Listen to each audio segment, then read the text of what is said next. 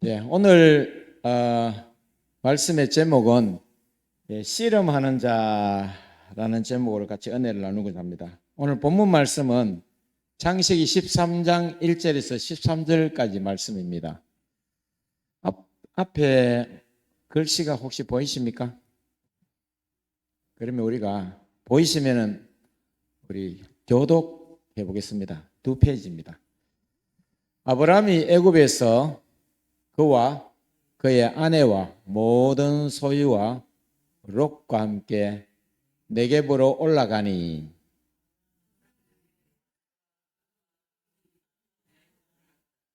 그가 네겝에서부터 길을 떠나 베델에 이르러 베델과 아이 사이 곧 전에 장막 쳤던 곳에 이르니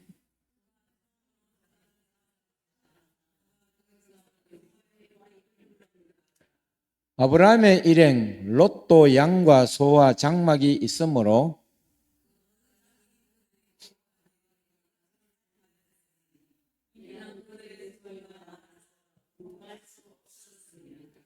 그러므로 아브라함의 가축의 목자와 롯의 가축의 목자가 서로 다투고 또 가나안 사람과 브리스 사람도 그 땅에 거주하였는지라.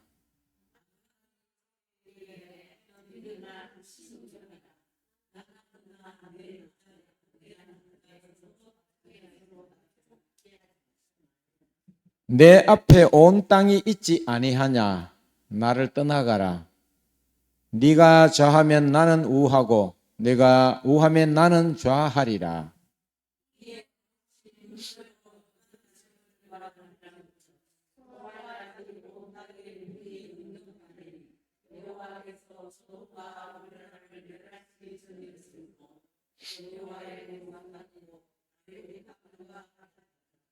그러므로 롯이 요단 온 지역을 택하고 동으로 옮기니 그들이 서로 떠난지라.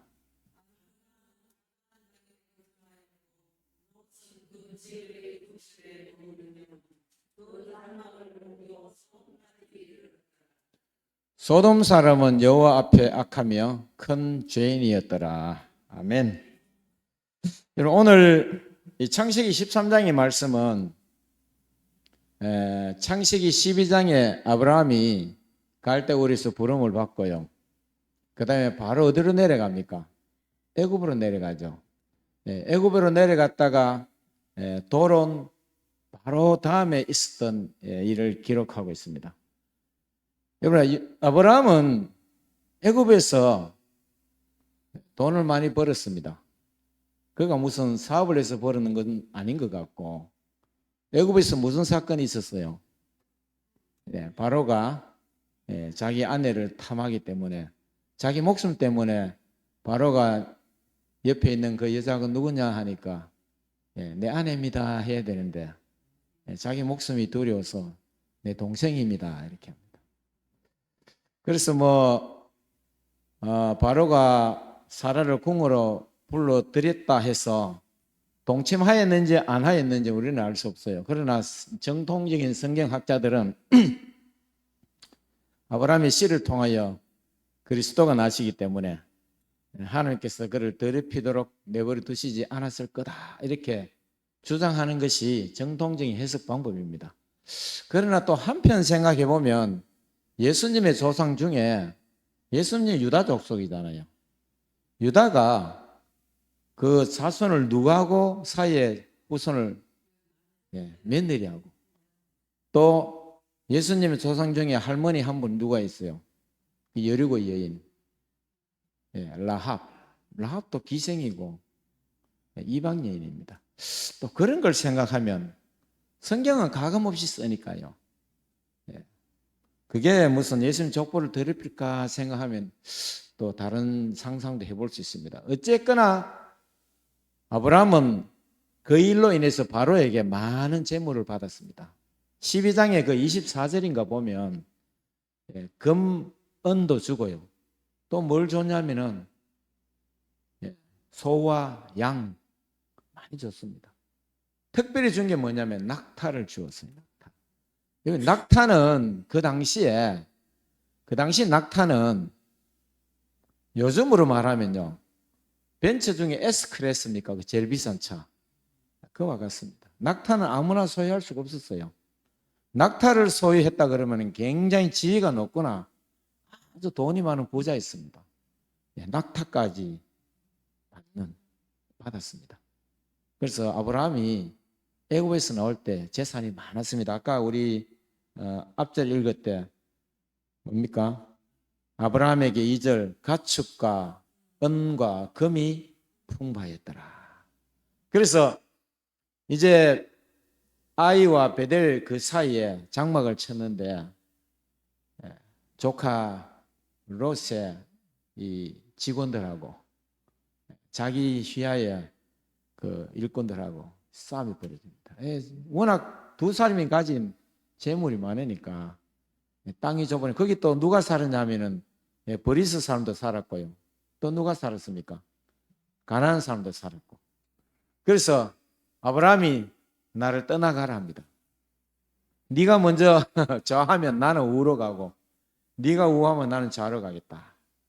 그래서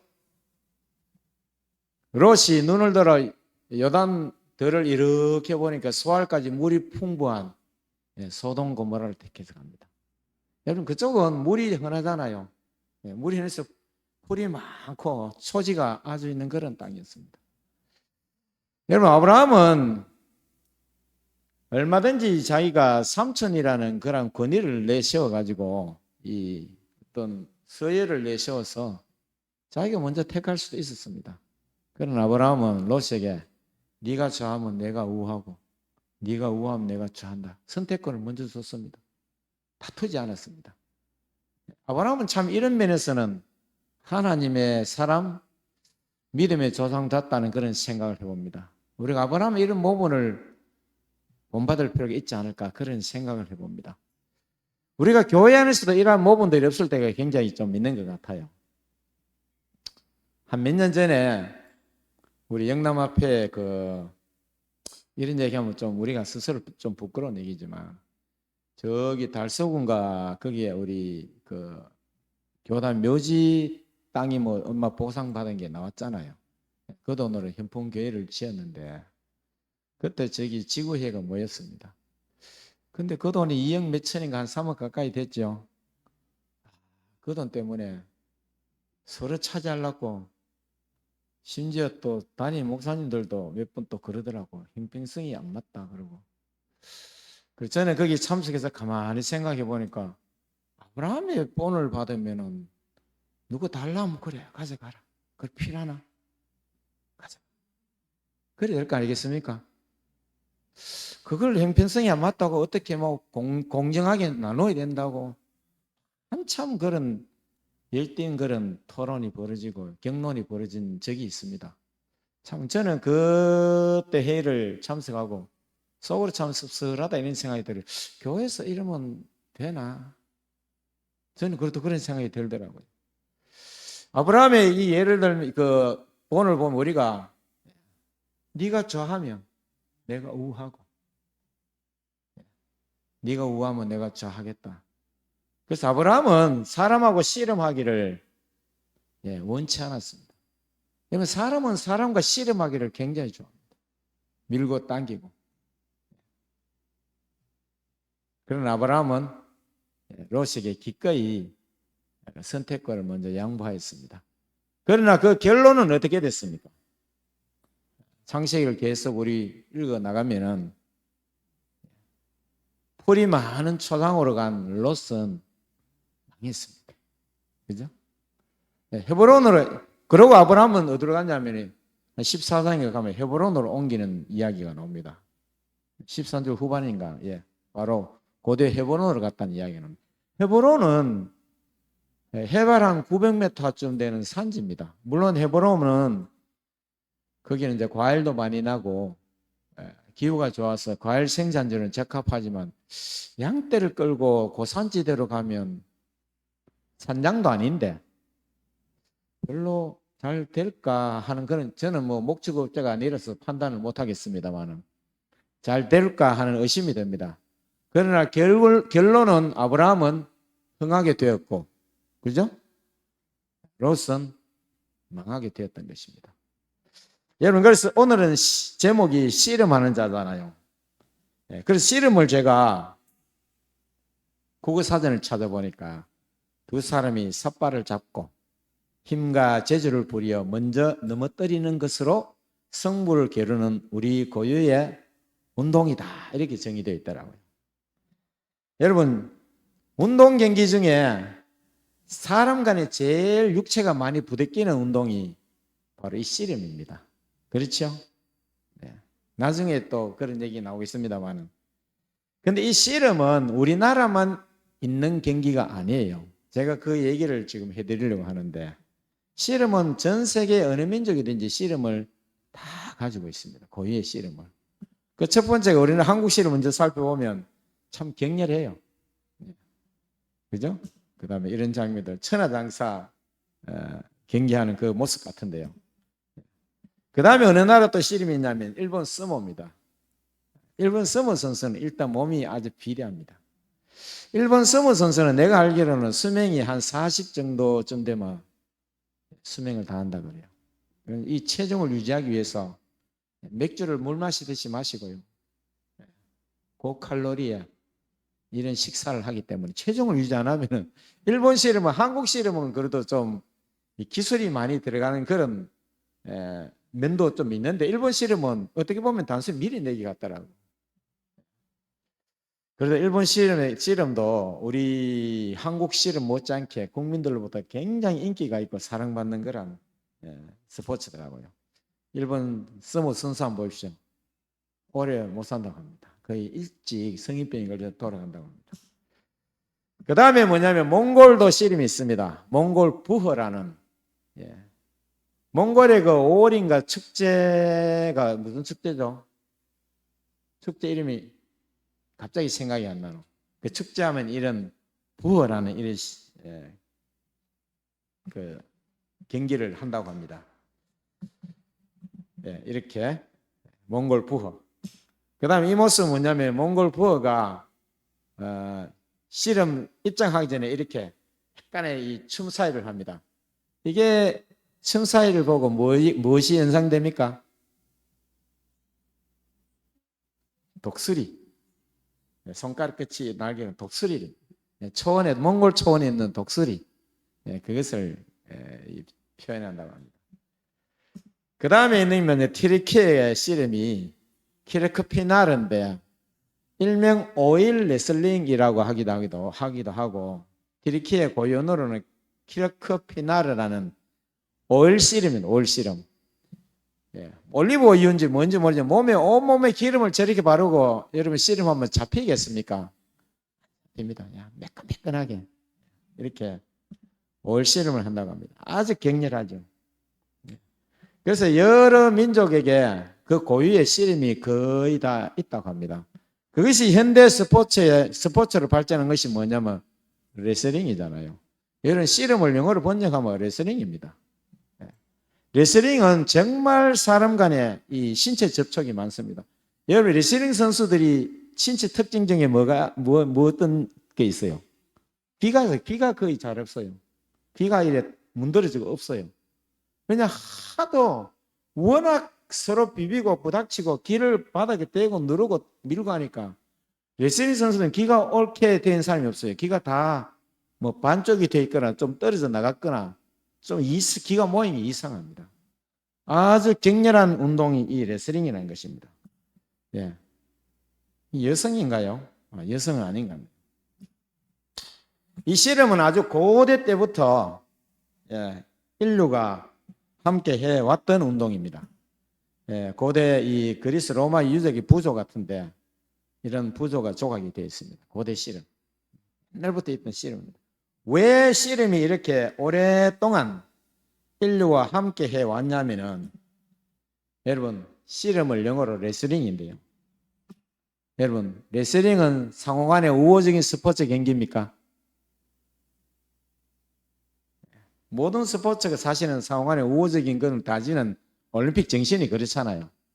그런데 이 레슬링은 선수 간의 몸 접촉이 제일 많은, 가장 격렬한 운동 경기 중에 하나가 이 레슬링입니다. 왜냐하면 고대의 씨름은 어디서 그것이 유래됐냐면요. 고대에 전쟁하게 되면은 처음에 멀리서 활을 쏘고 이렇게 전쟁하다가 마지막에 어떻게 합니까? 두 군대가 충돌하는 백병전을 벌입니다. 백병전은 정말 무서운 전쟁입니다. 몸과 몸이 부딪혔어요. 칼로 찌르고 창으로 찌르고 베고 그것도 없으면 뭡니까? 육탄전 아닙니까? 씨름은 거기서 시작됐습니다. 전쟁에서 이 씨름이 유래가 됐습니다. 상대를 쓰러뜨리지 않으면은 결코 내가 살 수 없는, 상대가 죽느냐 내가 죽느냐 하는 그런 백병전에 거기에서 이 씨름이 유래가 되었다는 것입니다. 상대를 죽이느냐 내가 죽느냐 싸움인 것입니다. 여러분, 그래서 씨름은 결코 그 정신적으로 별로 좋은 경기가 아닌 것 같아요. 전쟁에서 그 시작이 되었으니까. 그래서 우리는 사람과 씨름하지 말아야 됩니다. 이 씨름은 뭐 물론 스포츠 경기를 삿발을 잡고 하는 그 씨름을 이야기하는 것은 아니지요. 우리는 사람과 씨름하는 사람이 되면 결코 바람직한 사람이 아니라는 것입니다. 그럼 우리는 누가 씨름해야 됩니까? 누가 씨름해야 됩니까? 마귀하고? 우리는 누구하고 씨름해야 되는지 성경에서 그 유래를 한번 찾아보고자 합니다. 누가 씨름할 것인가?